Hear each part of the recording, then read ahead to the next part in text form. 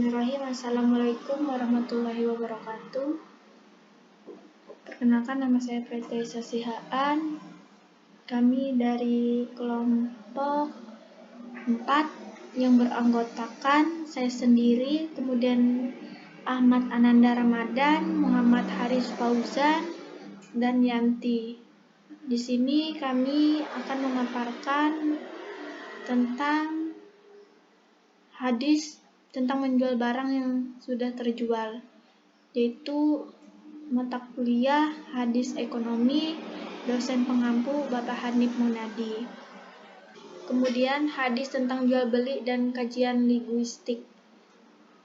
Teks hadis dibahas dalam tulisan ini adalah hadis yang berbicara mengenai larangan menjual barang yang sudah dijual, yang mana artinya adalah berkata kepada kami Ismail.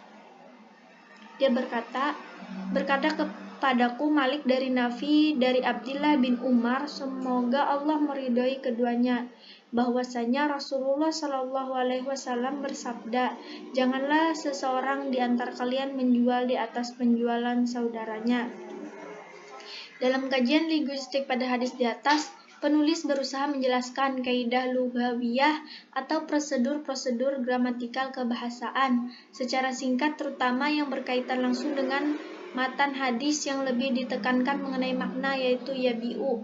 Secara etimologi, yabi'u berasal dari kata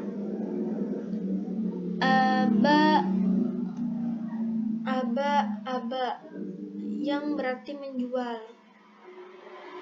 Yang ba'a yang berarti menjual. Kata jual beli dalam bahasa Arab diistilahkan dengan ba'i dan syira dan dapat digunakan secara timbal balik. Kata syira berasal dari kata yang berarti beli atau membeli. Kedua kata ini bisa digunakan secara timbal balik, sedangkan kata la yabi'u bila dibaca dengan lam nafi bisa diartikan tidak boleh membeli, dan jika dibaca dengan lafaz la yabi dengan lam nahi maka ia diartikan jangan membeli. Adapun kata diartikan membeli atas pembelian saudaranya atau melakukan transaksi di atas transaksi saudaranya. Kemudian B. Larangan menjual barang yang masih dalam proses transaksi dengan orang lain. Di antara bentuk menjual sesuatu dalam transaksi yang lain, misalnya ada dua orang yang berjual beli dan sepakat pada satu harga tertentu. Lalu datang penjual lain dan menawarkan barangnya kepada pembeli dengan harga lebih murah, atau menawarkan kepada si pembeli barang lain yang berkualitas lebih baik dengan harga sama atau bahkan lebih murah. Tidak ada perbedaan pendapat di kalangan ulama bahwa itu adalah perbuatan dosa bila prakteknya demikian. Hal ini dikarenakan dapat menyebabkan ketidaksenangan orang lain dan menzaliminya. Bentuknya yang lain misalnya seperti yang diriwayatkan oleh Ibnu Umar dari sabda Rasulullah Shallallahu Alaihi Wasallam, tidak sah menjual sesuatu dalam transaksi orang lain. Diriwayatkan oleh Al-Bukhari dan Muslim. Dalam riwayat Muslim disebutkan, janganlah seseorang melakukan transaksi penjualan dalam transaksi orang lain, dan janganlah seseorang meminang wanita yang masih dipinang oleh orang lain, kecuali bila mendapatkan izin dari pelaku transaksi atau peminang pertama. Sementara dalam riwayat An-Nasai disebutkan, janganlah seseorang menjual dalam transaksi orang lain sehingga ia membelinya atau meninggalkan transaksi tersebut. Dengan alasan itulah mayoritas ulama memilih pendapat haramnya bentuk-bentuk jual beli semacam itu, bahkan menganggapnya sebagai kemaksiatan. Parameter keharaman bentuk-bentuk jual beli di atas adalah karena transaksi tersebut terjadi sebelum terlaksananya transaksi pertama.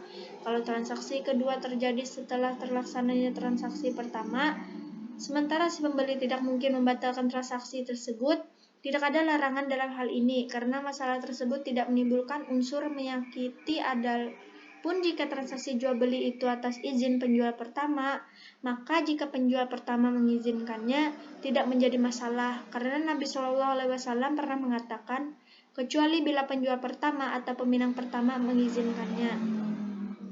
Itu tadi penjelasan yang dari saya. Kemudian untuk materi selanjutnya yang C itu bisa dilanjutkan oleh saudara Yanti.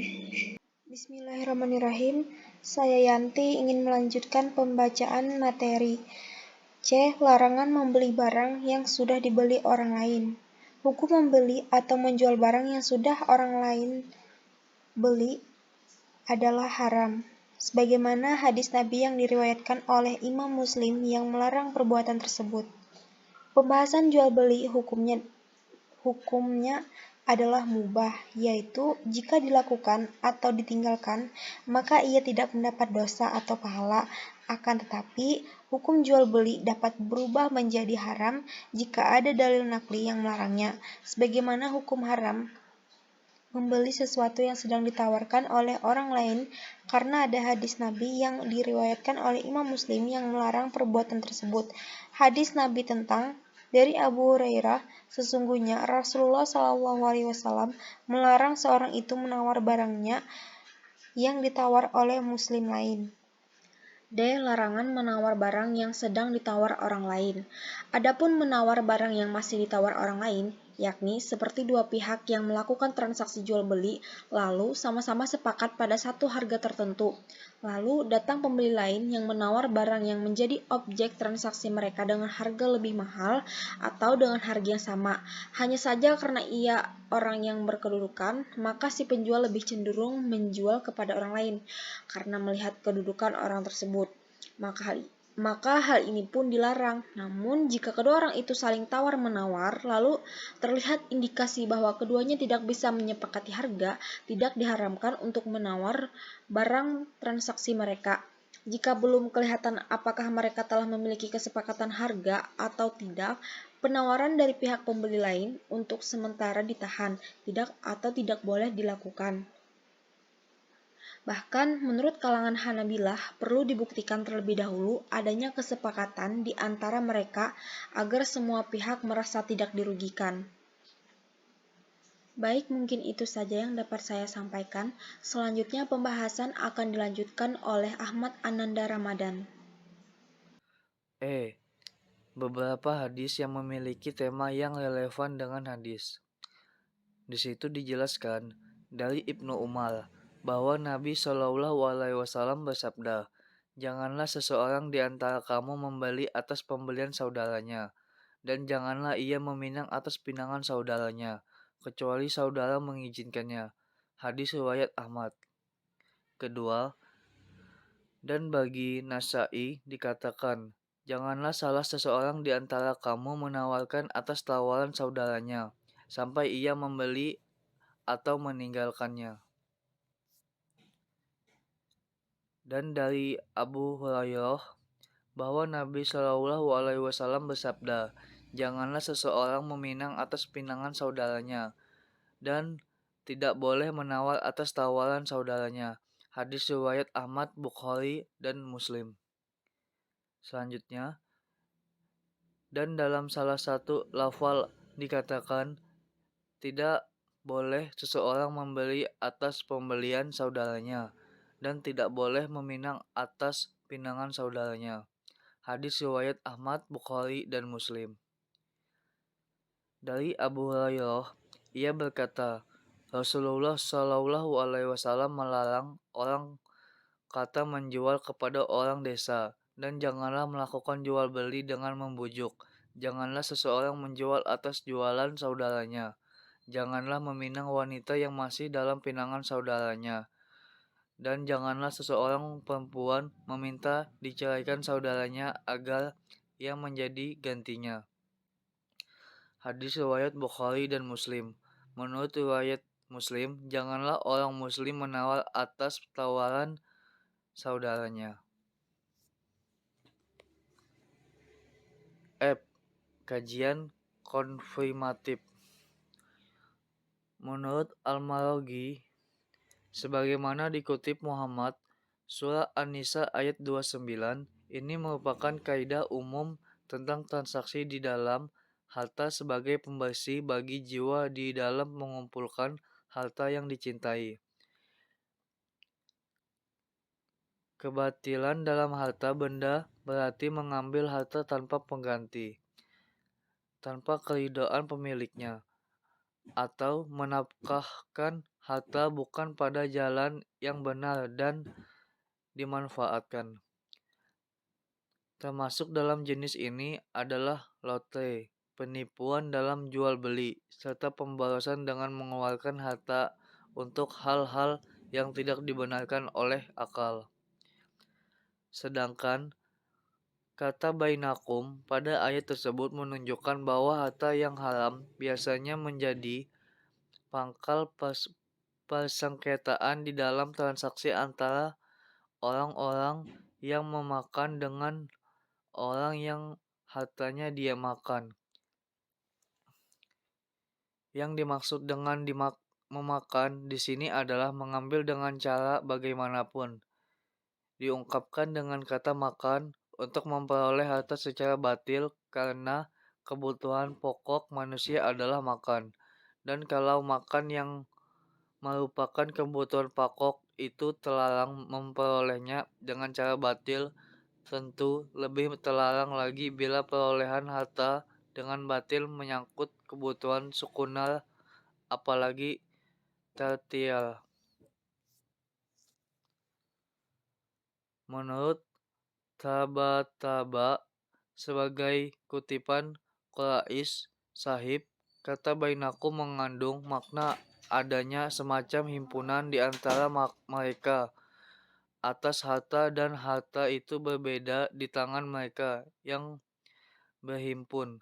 Di antaranya kata memakan harta dengan kata bainakum memberi kesan atau petunjuk bahwa memakan atau memperoleh harta dilarang. Itu adalah mengelolanya antara mereka serta perpindahan dari seseorang ke orang lain.